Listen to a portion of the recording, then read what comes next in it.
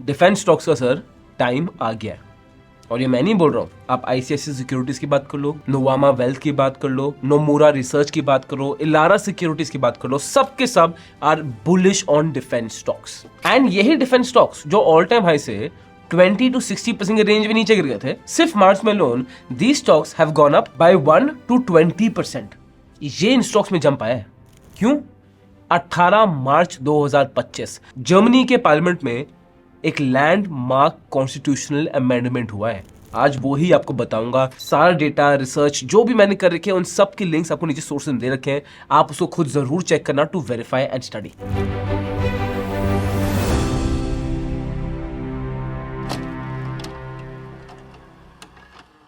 तो 18 मार्च 2025 जर्मनी के पार्लियामेंट में जो कॉन्स्टिट्यूशन में अमेंडमेंट की गई थी ना, उसमें वोटिंग हुई थी। Out of 733 votes 512 votes are in favour of this amendment, मतलब 2/3 की मेजोरिटी है, उससे ज्यादा है। और आपको पता है अमेंडमेंट क्या है? Is to increase the spend on military and infrastructure. Well, we are starting in Germany, where the outgoing parliament has approved a plan to break with generations of tradition and amend the constitution to allow for borrowing of up to €1 trillion to spend on defence and infrastructure. The Chancellor in waiting, Friedrich Merz, comfortably secured the necessary 2/3 majority to overturn decades of fiscal conservatism. अब Europe में एक नया plan launch हुआ है जिसको नाम दिया है रीआर्म यूरोप, जिसका बेसिक मतलब ही यही है कि यूरोप को दोबारा डिफेंसिवली स्ट्रांग बनाना है। अब इनका प्लान ये है कि 800 बिलियन यूरो स्पेंड करने हैं यूरोपियन डिफेंस में। अब इसका ब्रेकअप क्या है? सबसे पहली चीज, यूरोपियन यूनियन ने बोला है यूरोप की हर कंट्री को अपना डिफेंस स्पेंड बढ़ाना है by 1.5% of the GDP, which itself is a huge amount. तो यूरोपियन यूनियन एक्सपेक्ट कर रहा है कि इस एस्टिमेट के हिसाब से अगले 4 साल में 650 बिलियन यूरोस की इन्वेस्टमेंट आ जाएगी। उसके बाद एक जॉइंट बोरोइंग मैकेनिज्म भी शुरू होगा जिससे और 150 बिलियन यूरोस और आएंगे। सो इन टोटलिटी यूरोप कितना एक्सपेक्ट कर रहा है अपने डिफेंस को बिल्ड करने के लिए, विच इज 800 बिलियन यूरोस। अब इसके 2 ऑब्जेक्टिव हैं। सबसे पहला आता है लॉन्ग टर्म ऑब्जेक्टिव कि यूरोप की सिक्योरिटी मेंटेन रहे।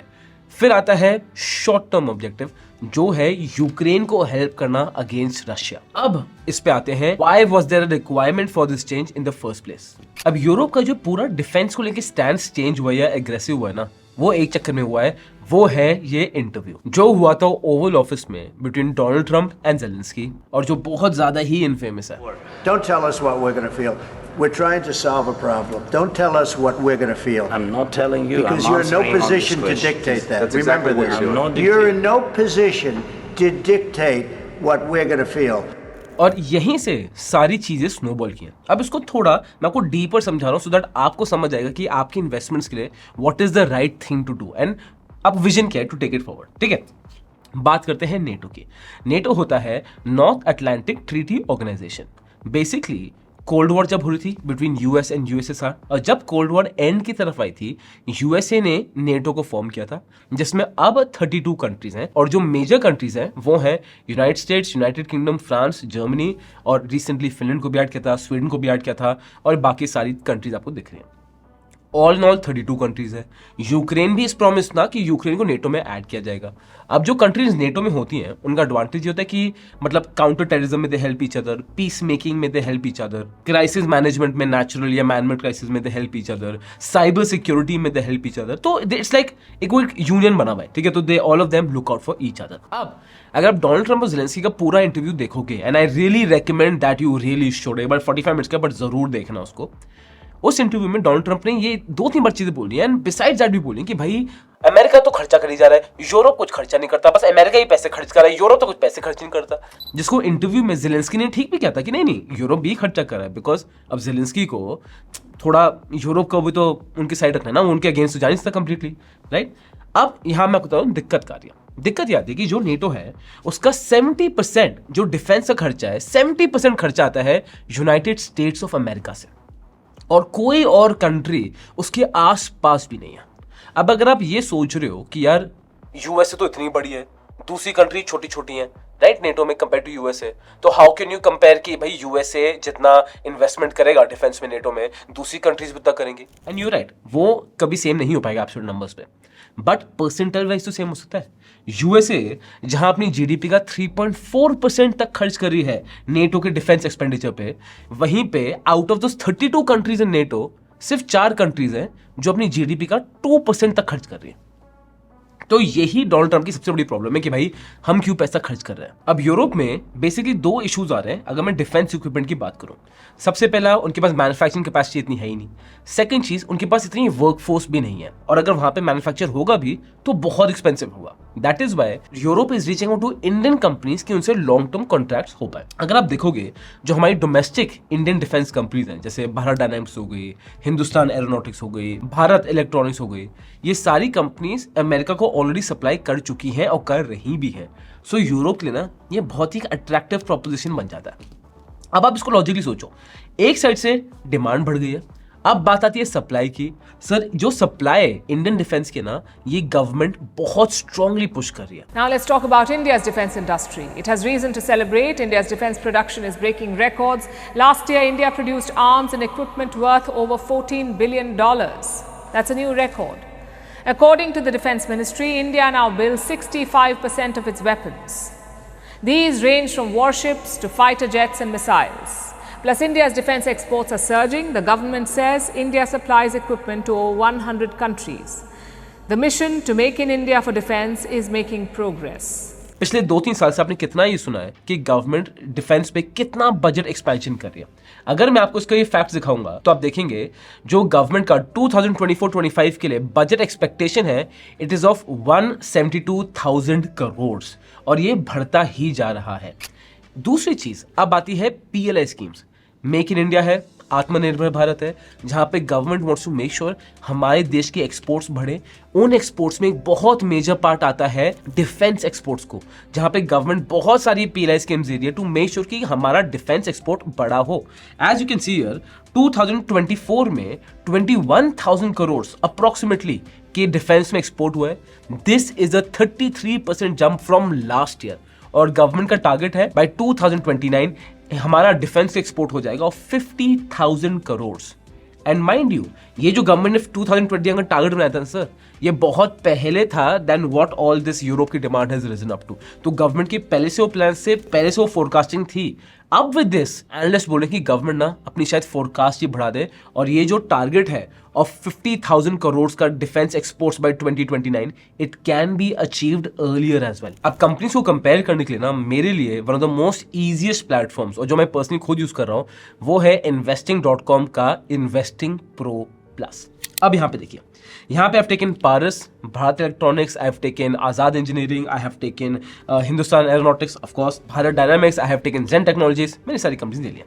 अब look at the revenue growth is decent, basic EPS growth, और अगेन ओवरऑल देखो अच्छा है। उसके बाद return on equity, return on capital employed, ये तो काफी अच्छा ही डिसेंट है, because recently these stocks have done really really well. मैंने रिसेंटली बोला तो पिछले 1-2 सालों की बात कर रहा हूँ। उसके बाद डेट इक्विटी, हाँ इतना कम नहीं है बट इतना ज्यादा भी नहीं है, it is in a fair value. और वहीं पे आप पीई की बात करोगे तो यस, कुछ स्टॉक्स का पीई बहुत ही ज्यादा है। जैसे अगर मैं बात करूंगा कि पारस डिफेंस का PE is 75 times, it is too much. But यहीं पे अगर आप इन स्टॉक्स को डिफरेंट पैरामीटर्स में भी जज करोगे, जैसे ये हो गया हेल्थ का, ये हो गया एफिशिएंसी का, and as a matter of fact अगर आप सिंगल स्टॉक की बात करो, सपोज हिंदुस्तान एरोनॉटिक्स की मैं बात कर रहा हूँ, ठीक है, आपको उसकी डिटेल्स जाननी है, आपको देखना है कि ये कैसे होगा, क्या होगा, इसके मैट्रिक्स क्या है in a single work flow.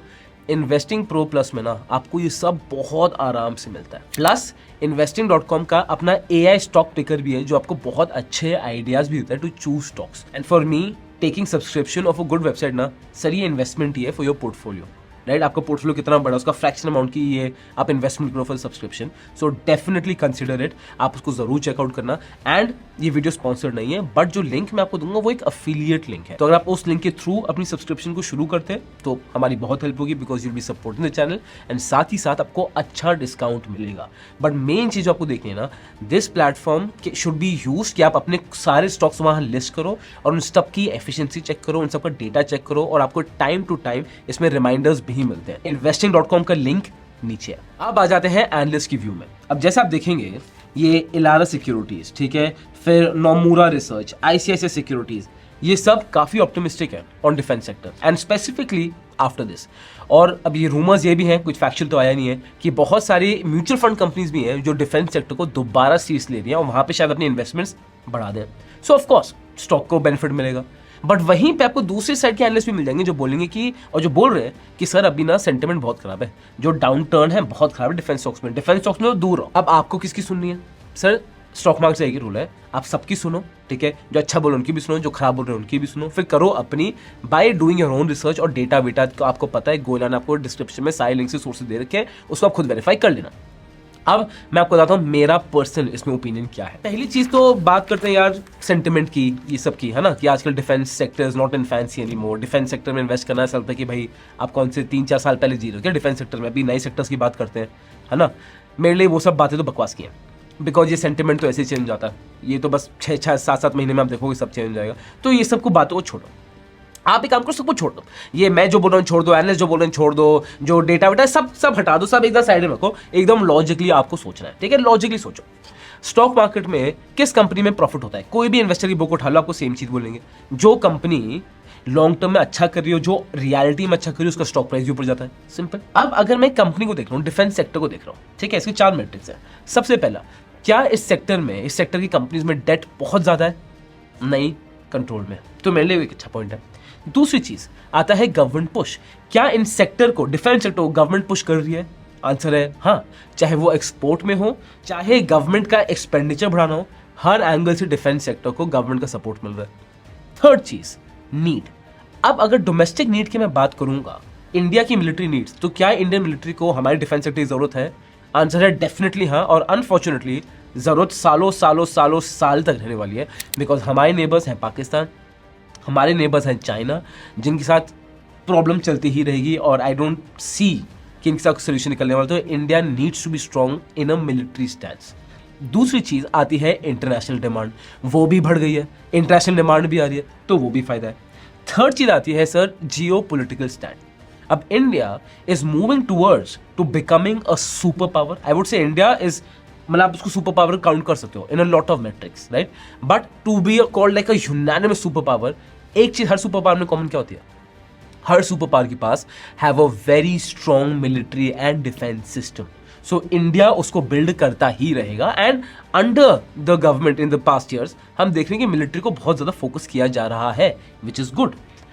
तो अब लॉजिकली सोचो, एक सेक्टर गवर्नमेंट पुश मार रही है, उसमें नीड भी है, उसमें डेट भी कम है, और इंटरनेशनल डोमेस्टिक नीड भी है, तो क्या ये सेक्टर लॉन्ग टर्म अच्छा करेगा? एक आंखें बंद करके सोचो।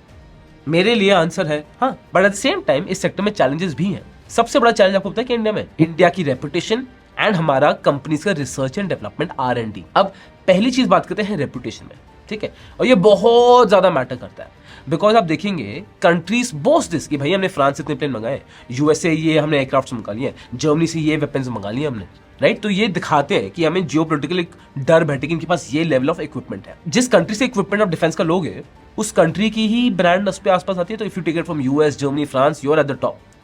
बट इंडिया की ऐसा कोई रेपुटेशन है नहीं इंटरनेशनल मार्केट में। जैसे आप देखोगे कि जापान की रेपुटेशन क्या है कि भाई इनके प्रिसाइज प्रोडक्ट्स हैं, ठीक है, वैल्यू फॉर मनी प्रोडक्ट्स होते हैं। जापान की टेक बेस्ट है, इनकी ऑटोमोबाइल टोयोटा हार्डकोर, कहीं भी चल जाएगी, गाड़ी रुकेगी नहीं कभी हो। वहीं पे आप कोरियन मैन्युफैक्चरर्स की बात कर लो, LG, Samsung, Hyundai, Kia, good reputation कि चीप है बट गुड क्वालिटी। जर्मनी की बात कर लो, they are expensive and the premium and the best quality. US की बात कर लो, हाई टेक क्वालिटी। चाइना की बात करोगे तो increasing tech, low on quality but very comparative price. तो हर कंट्री की रेपुटेशन है। इंडिया की ऐसा कुछ रेपुटेशन है नहीं, राइट? और अगर है भी तो नेगेटिव साइड ही है, पॉजिटिव नहीं है। तो ये एक can be a weak factor for India in exporting defence. मैं इसको बहुत लॉजिकली ब्रेक डाउन कर रहा हूँ, जैसे मैं इसको देखता हूँ। अब इट्स लाइक सेइंग कि अब I don't want to offend anyone, it's like saying कि अगर कल न्यूज़ पे आ जाए कि इंडिया ने बांग्लादेश से 1000 फाइटर जेट्स खरीद लिए, बांग्लादेशी फाइटर जेट्स खरीद लिए, what would you think? You say क्योंकि Bangladesh as a economy is known for textile. हम बांग्लादेश के साथ टेक्नोलॉजी को मिक्स नहीं कर रहे हैं, उसको देख नहीं रहे। Again this is not to look down on Bangladesh. Bangladesh is the great economy और काफी हद तक इंडिया को इंस्पिरेशन लेनी चाहिए उनसे। अनफॉर्चुनेटली अभी इनकी सिचुएशन थोड़ी टाइट चल रही है, but you get the point. तो इंडिया की जो इंटरनेशनल मार्केट में रेपुटेशन है, एक तो वो प्रॉब्लम है। दूसरी जो बड़ी लेजिटिमेट प्रॉब्लम है वो है रिसर्च एंड डेवलपमेंट की। रिसेंटली भी आप देखोगे पास्ट ईयर में डिफेंस स्टॉक अच्छा क्यों नहीं करते? बिकॉज बहुत सारे टेंडर्स जो इंटरनेशनल मार्केट में किए गए थे, इंडियन कंपनीज हार गई because of weak research and development. तो इसका आंसर क्या है कि हमें उन डिफेंस कंपनीज में ज्यादा पैसा इन्वेस्ट करना चाहिए जिन डिफेंस कंपनीज इंडिया में रिसर्च एंड डेवलपमेंट पे ज्यादा पैसा खर्च कर रही है। सो फॉर मी, अगर मैं कंक्लूड करूंगा ना, मेरे लिए defence sector is a ultra strong sector for long term. Short term की मैं बात नहीं कर रहा हूं, लॉन्ग टर्म के लिए तगड़ा है, इंडिया को उसकी नीड है, बट चैलेंजेस बड़े हैं। But for me personally this is a bet that I would want to take in the long term. But आप क्या सोच रहे हो? आपको क्या करना है defence sector? Are you optimistic on it? Are you bearish on it? आपको लगता है ये बिल्कुल ही बकवास सेक्टर है? नीचे कमेंट बॉक्स में जरूर बताना, सबको सीखने को मिलेगा। This content is only for education purposes. We do not provide any buy or sell recommendations. Please do your own research before making an investment decision. All the companies mentioned in the content have no association with us until mentioned otherwise in the video itself.